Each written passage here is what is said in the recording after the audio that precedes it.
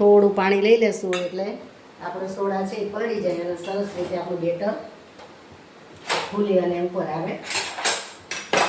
તો અહીંયા મેં આવો ચમચો લીધો છે, કળસી જેને કહેવાય છે. તો આ રીતે આપણે હલાવીશું. તો આપણું બેટર તમે જોઈ શકો છો, સરસ મજાનું ફ્લફી થવા માંડ્યું છે. જુઓ, તો વિડીયોને સ્કીપ કર્યા વગર તમે જોજો તો તમને ખ્યાલ આવશે. તો જુઓ, આપણું સરસ બેટર ફ્લફી થઈ ગયું છે. તો અહીંયા આપણી ટ્રે પણ ગરમ થઈ ગઈ છે. તો આપણે ગેસને ધીરો કરી દઈશું થોડી વાર માટે અને આપણે બેટર એમાં લઈ લઈશું. તો આ બેટર બનાવતી વખતે આપણે જે ખારો કે સોડા ગમે તે લઈએ તો આપણે એક જ ડાયરેક્શનમાં આને હલાવવાનું છે. એટલે આપણી જારી છે તે સરસ રીતે એવી ને એવી રહે, નહીંતર બેસી જાય જારી. આમાં જે બને છે ને એ જારી બેસી જાય. એટલા માટે એક જ ડાયરેક્શનમાં અને એક સરખું સરસ રીતે હલાવી દેવાનું. તો આપણું બેટર સરસ મજાનું તમે જોઈ શકો છો ફ્લફી થઈ ગયું છે. તો હવે આ જ સ્થિતિમાં આપણે ટ્રેમાં લઈ લેશું. તો અહીંયા આપણે બેટરને લઈ લેશું એક ટ્રેમાં.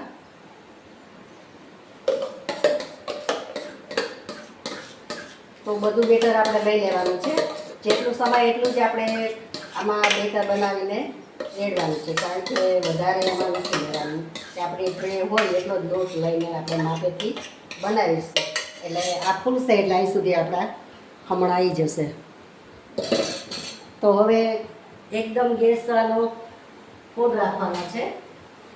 હાઈ ગેસ ઉપર જ આને સોડવાના છે અને પાકવા દેવાના છે. કારણ કે જો આને ધીરો કરશું તો આની જે આપણે જારી બને છે ને એ જારી નહીં બને, નીચે બેસી જાય. એટલે એ ખાસ ધ્યાન રાખવાનું કે હાઈ ફ્લેમ ઉપર જ આને આપણે 20 મિનિટ સુધી રાખીશું. તો આ રીતે મેં આને આખું કવર થઈ જાય, સ્ટીન બહાર ન નીકળે એવું આપણે ઢાંકણ ઢાંકવાનું છે. તો અહીંયા મેં કાથરોટ લીધી છે. તો આ કાથરોટ આપણે ઢાંકી દીધી છે. હવે આને 20 મિનિટ ઢાંકી દઈશું. ઢોકળા થઈ જાય ત્યાં સુધીમાં આપણે વઘારની તૈયારી કરી લેશું. ઘરે ખમણ બનાવવા તો સહેલા જ છે અને સરળ રીતે બની જાય છે. પણ એમાં નાની નાની બાબતનું જો ધ્યાન રાખીએ તો સરસ રીતે આપણા ખમણ બહાર જેવા જ પણ બને છે. નંબર 1 એ કે પહેલાં તો તમે જે લોટ લ્યો છો તેને ચારીને લેવાનો છે. એને એમનેમ લોટ નથી લેવાનો, કારણ કે જો એમનેમ તમે લ્યો તો એમાં કોઈ ગાંઠા રહી જાય તો એમાં પછી જે આપણે જારી જે બને છે તો એ જારી બનતી નથી. તો ખાસ તમારે ધ્યાન રાખવાનું કે લોટને ચાર્યા વગર નહીં લેવાનો. જ્યારે તમે બેટર બનાવો ત્યારે જ એ લોટને ચારવાનો છે આપણે.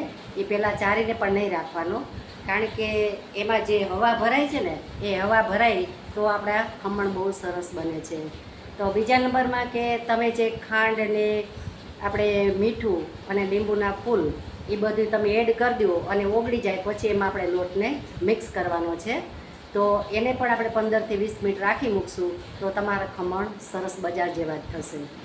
બીજું કે તમે જે ખમણ મૂકો ત્યારે સ્ટેન કરવા માટે પહેલેથી જ આપણે જેમાં ખમણ બનાવવાના હોય તે આપણે થાળી હોય કે ડબ્બો હોય કે ગમે ચોકી હોય ગમે તે તમે રાખો કે ટ્રે રાખો, પણ તમારે સ્ટીમ કરવી જરૂરી છે. કારણ કે જો એ ગરમ થઈ જાય તો ગરમમાં આપણે જો રેડીએ આપણું જે બેટર તો એ બેટર તરત જ ફૂલીને ઉપર આવે છે. તો એ ખાસ ધ્યાન રાખવું. અને ફ્લેમ ગેસની એકદમ ફૂલ જ રાખવાની છે, એમાં ધીરી નથી કરવાની. ચડી જાય ત્યાં સુધી 15 થી 20 મિનિટ આપણે એમાં થાય છે. આ ફ્લફી ખમણ જો બનાવવા હોય તો નાની નાની બાબતનું ખાસ ધ્યાન રાખવાનું છે.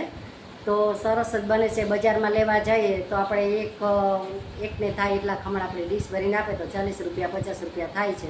તો આપણે 20-25 રૂપિયામાં તો આખું ઘર ધરવા જમી લઈએ છીએ. તો ચાલો હવે આપણે વઘાર પણ કરીશું અને વઘારમાં આપણે વધારે પડતી ખાંડનો ઉપયોગ વધારે કરવાનો રહેશે. તો ચાલો આપણે ગેસ ઓન કરીશું અને વઘાર મૂકીશું. તો ગેસ ઓન કરી દીધો છે, ધીરો ગેસ રાખીશું આપણે વઘારમાં. તો અહીંયા મેં 3 ચમચી તેલ લીધું છે. તેલ આપણે લઈ લેશું વઘારમાં. અને આપણે મસાલામાં તમને બતાવી દઉં છું કે અડધી ચમચી રાઈ લીધી છે, 1 ચમચી આપણે તલ લીધા છે અને લીંબડીના પત્તા વઘાર માટે લીધા છે, ચપટી હિંગ લીધી છે અને 2 થી 3 લીલા મરચાં લીધા છે અને ખાંડ આપણે 60 ગ્રામ લીધી છે. તો આમાં ખાંડનું પ્રમાણ આપણે વધારે જોઈએ છે, કારણ કે આ જે બજારમાં મળે છે આપણે ઢોકળા, તો એમાં ખાંડનું જે પાણી હોય તે જ વધારે નાખેલું હોય છે. અને તમારે ન નાખવું હોય તો તમે સ્કીપ કરી શકો છો, તમારા સ્વાદ અનુસાર તમે લઈ શકો છો. તો હવે આપણે તેલ આવી ગયું છે. તો સૌપ્રથમ આપણે લઈશું રાઈ. તો રાઈ આપણી ચટકી જાય એટલે તતડી જાય પછી આપણે લઈશું તલ. તો રાઈ આપણી તતડી ગઈ છે. હવે લઈશું આપણે તલ લઈશું, પછી આપણે હિંગ લઈ લઈશું, ત્યારબાદ આપણે મરચાં લઈશું. હવે એને હલાવી લઈશું. આમાં તલ મિત્ર બહુ સરસ લાગે છે, એનો ટેસ્ટ પણ બહુ સરસ આવે છે. તો તલ તો સ્કીપ કરવાના જ નહીં, એ જરૂર લેવાના છે. હવે લઈશું આપણે કઢી પત્તા, તો તેને પણ આપણે હલાવી લઈશું.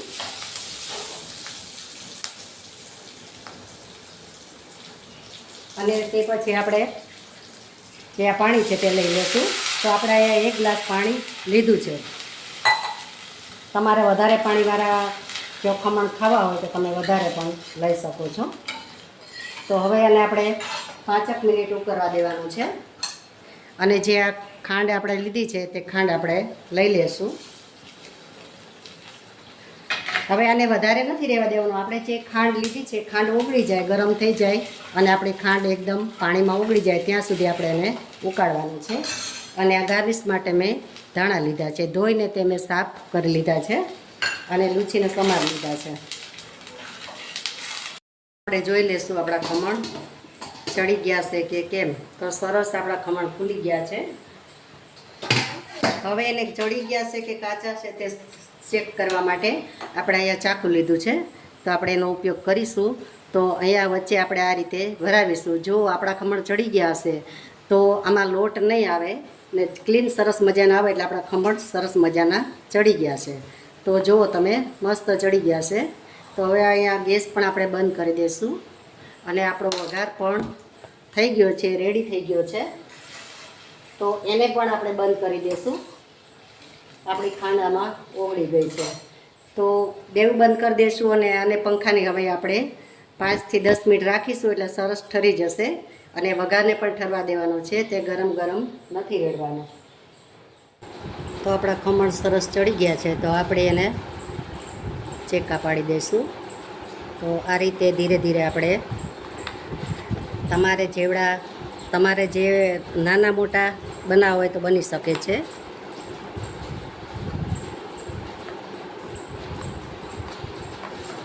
તો અહીંયા આપણે ખમણને કટ કરી લીધા છે. તો હવે એમાં આપણે વઘાર જે બનાવેલો છે તે રેડી દેશું. તો આ રીતે આપણે વઘાર લઈ લેશું.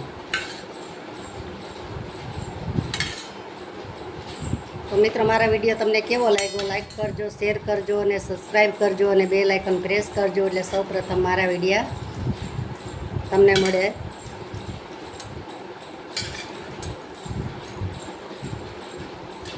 તો મસ્ત એવા સરસ મજાના આપણા ખમણ તૈયાર છે, મોઢામાં પાણી આવી જાય એવા. તો તમે પણ જરૂરથી બનાવજો, ટ્રાય કરજો અને 110% સરસ બનશે. તો હવે અહીંયા આપણે જે ધાણા છે તે પણ લઈ લેશું ગાર્નિશ માટે. તો આ રીતે ધાણા આપણે ગાર્નિશ કરી દઈશું. તો હવે તમને હું એક પીસ કાઢીને બતાવી દઉં, કારણ કે હજી થોડા ગરમ છે, પણ તોય એક પીસ તમને હું બતાવી દઉં છું કે આપણા ખમણ કેવા બન્યા છે. તો તમે જોઈ શકો છો ખમણ આપણા એકદમ પોંચી અને ફ્લફી બન્યા છે. તો જો હું દબાવું છું તો પણ આપણે સ્પંજની જેમ ઉપર પાછા આવે છે. તો આપણા ખમણ પરફેક્ટ બન્યા છે, તમે જોઈ શકો છો.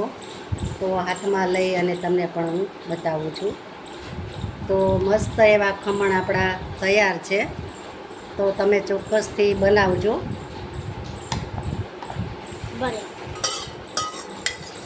તો મિત્રો આપણે જે ખમણ છે એ બની ગયા છે. તો આમાં રાખી અને આપણે પાણી લેવું જરૂર છે. આ જે બનાવેલો છે વઘાર એ આમાં જ રેડી દેવાનો છે.